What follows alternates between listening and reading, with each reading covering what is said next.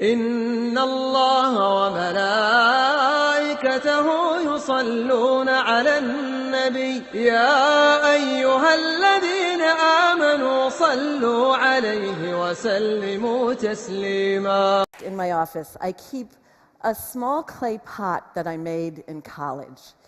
It's raku, which is a kind of pottery that began in Japan centuries ago as a way of making bowls for the Japanese tea ceremony. This one is more than 400 years old. Each one was pinched or carved out of a ball of clay, and it was the imperfections that people cherished. Everyday pots like this cup take 8 to 10 hours to fire. I just took this out of the kiln last week, and the kiln itself takes another day or two to cool down. But raku is really fast. You do it outside, and you take the kiln up to temperature in 15 minutes. It goes to 1500 degrees. And as soon as you see that the glaze has melted inside, you can see that faint sheen. You turn the kiln off, and you reach in with these long metal tongs. You grab the pot, and in Japan, this red-hot pot would be immediately immersed in a solution of green tea. And you can imagine what that steam would smell like. But here in the United States, we ramp up the drama a little bit, and we drop our pots into sawdust, which catches on fire, and you take a garbage pail and you put it on top, and smoke starts pouring out. I would come home with my clothes reeking of wood smoke. I love raku because it allows me to play with the elements. I can shape a pot out of clay and choose a glaze, but then I have to let it go to the fire and the smoke. And what's wonderful is the surprises that happen, like this crackle pattern, because it's really stressful on these pots. They go from 1500 degrees to room temperature in the space of just a minute. Raku is a wonderful metaphor for the process of creativity. I find in so many things that tension between what I can control and what I have to let go happens all the time, whether I'm creating a new radio show or just at home negotiating with my teenage sons. When I sat down to write a book about creativity, I realized that the steps were reversed. I had to let go at the very beginning, and I had to immerse myself in the stories of hundreds of artists and writers and musicians and filmmakers.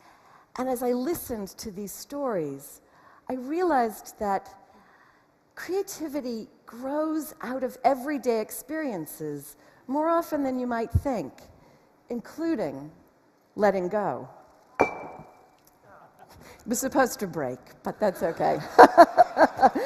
That's part of the letting go, is sometimes it happens and sometimes it doesn't. Because creativity also grows from the broken places. The best way to learn about anything is through stories. And so I want to tell you a story about work and play and about 4 aspects of life that we need to embrace in order for our own creativity to flourish.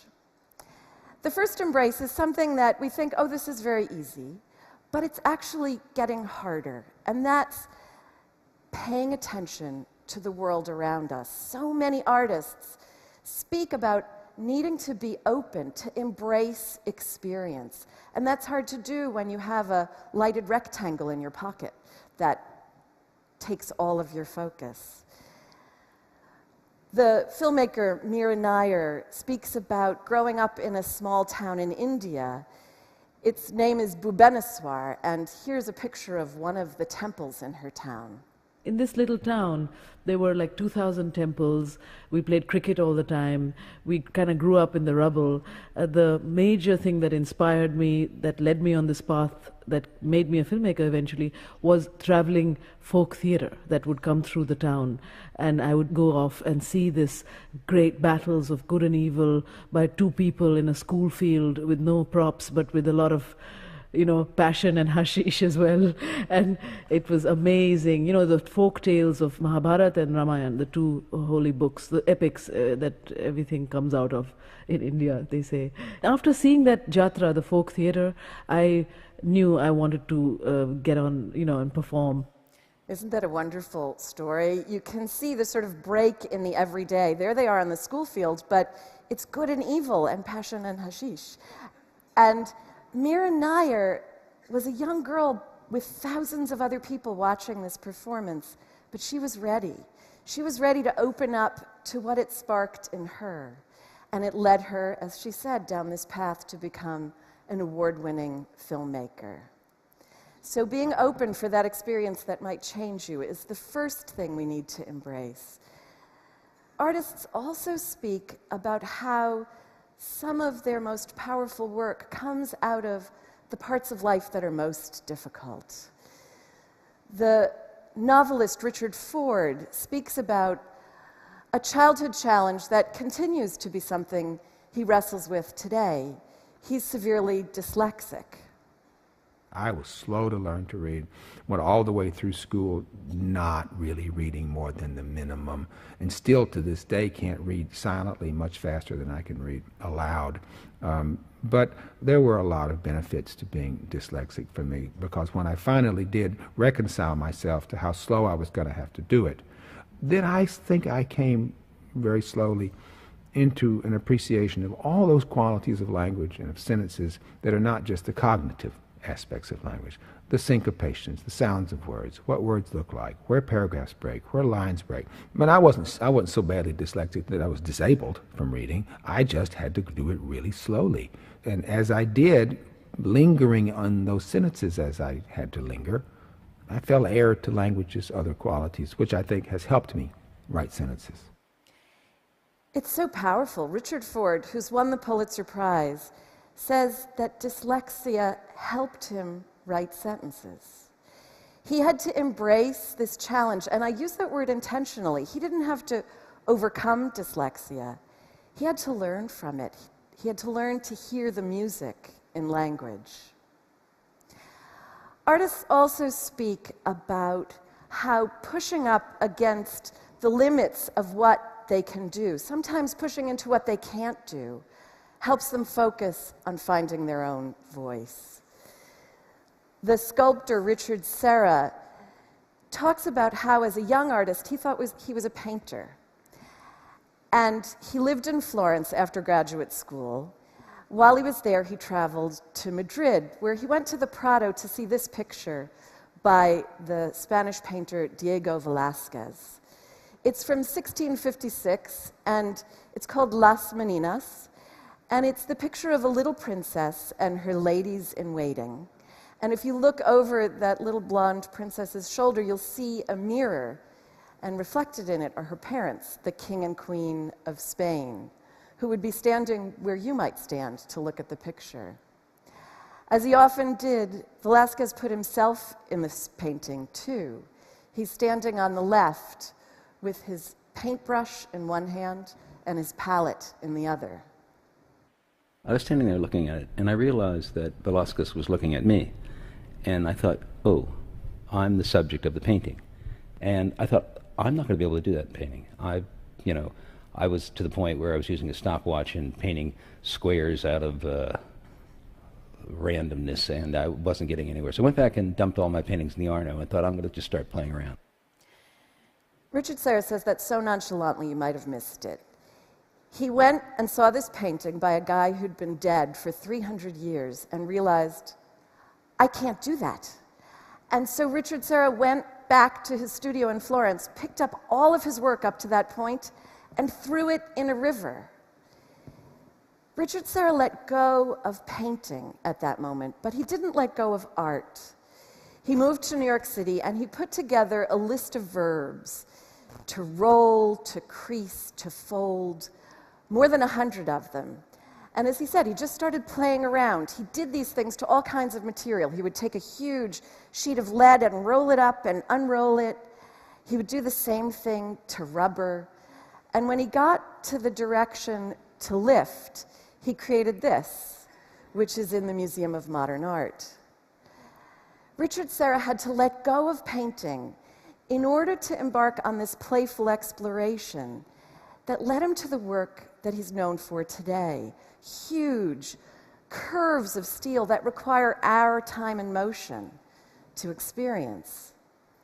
In sculpture, Richard Serra is able to do what he couldn't do in painting. He makes us the subject of his art. So experience and challenge and limitations are all things we need to embrace for creativity to flourish. There's a fourth embrace, and it's the hardest. It's the embrace of loss, the oldest and most constant of human experiences. In order to create, we have to stand in that space between what we see in the world and what we hope for, looking squarely at rejection, at heartbreak, at war, at death. That's a tough space to stand in. The educator Parker Palmer calls it the tragic gap. Tragic not because it's sad, but because it's inevitable. And my friend Dick Nodell likes to say, you can hold that tension like a violin string and make something beautiful. That tension resonates in the work of the photographer Joel Meyerowitz, who at the beginning of his career was known for his street photography, for capturing a moment on the street, and also for his beautiful photographs of landscapes, of Tuscany, of Cape Cod, of light. Joel is a New Yorker, and his studio for many years was in Chelsea, with a straight view downtown to the World Trade Center. And he photographed those buildings in every sort of light. You know where this story goes. On 9/11, Joel wasn't in New York. He was out of town, but he raced back to the city and raced down to the site of the destruction. And like all the other passerby, I stood outside the chain link fence on Chambers in Greenwich, and all I could see was the smoke and a little bit of rubble. And I raised my camera to take a peek just to see if there was something to see. And some cop, a lady cop, hit me on my shoulder and said, "Hey, no pictures." And it was such a blow that it woke me up in the way that it was meant to be, I guess. And when I asked her why no pictures, she said, "It's a crime scene, no photographs allowed." And I asked her what would happen if I was a member of the press. And she told me, "Oh, look back there." And back a block was the press corps tied up in a little penned-in area. And I said, "Well, when did they go in?" And she said, "Probably never." And as I walked away from that, I had this crystallization, probably from the blow, because it was an insult in a way. I thought, oh, if there's no pictures, then there'll be no record. We need a record. And I thought, I'm going to make that record. I'll find a way to get in because I don't want to see this history disappear. He did. He pulled in every favor he could and got a pass into the World Trade Center site, where he photographed for 9 months, almost every day.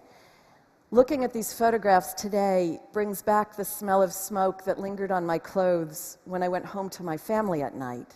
My office was just a few blocks away. But some of these photographs are beautiful. And we wondered, was it difficult for Joel Meyerowitz to make such beauty out of such devastation? Well, you know, ugly, I mean, powerful and tragic and horrific and everything, but it was also, as in nature, an enormous event that was transformed after the fact into this residue. And like many other ruins, you go to the ruins of the Colosseum or the ruins of a cathedral someplace, and they take on a new meaning when you watch the weather. I mean, there were afternoons I was down there, and the light goes pink, and there's a mist in the air, and you're standing in the rubble, and I found myself recognizing both the inherent beauty of nature and the fact that nature as time is erasing this wound. Time is unstoppable, and it transforms the event. It gets further and further away from the day, and light and seasons temper it in some way. And it's not that I'm a romantic. I mean, I'm really a realist. The reality is, there's the Woolworth building in a veil of smoke from the site, but it's now like a scrim across a theater, and it's turning pink. And down below there are hoses spraying, and the lights have come on for the evening, and the water is turning acid green because the sodium lamps are on. And I'm thinking, my God, who could dream this up? But the fact is, I'm there, it looks like that. You have to take a picture.